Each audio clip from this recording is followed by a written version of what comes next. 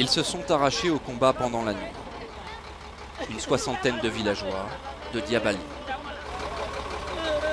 À Niono, la ville la plus proche du front ouest malien, c'est le préfet en personne qui recueille les fuyards.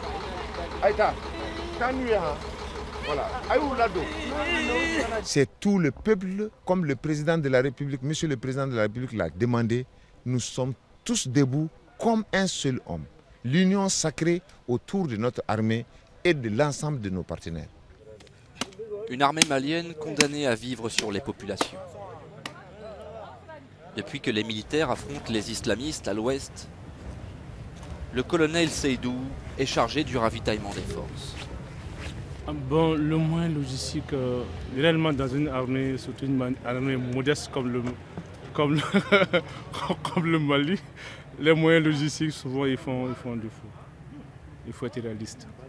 C'est ici, dans les jardins de la préfecture de Niono, que les forces maliennes engagées sur le front ouest ont trouvé refuge pour quelques heures.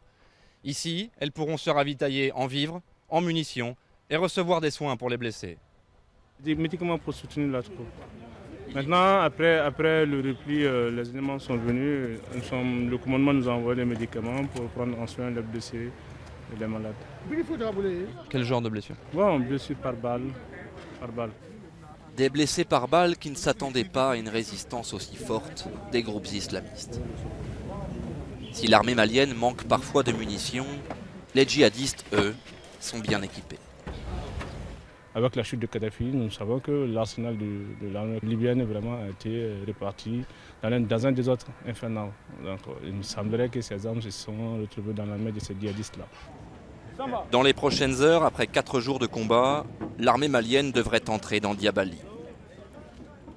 Mais ces réfugiés ne rentreront pas chez eux avant que la bataille de l'Ouest soit terminée.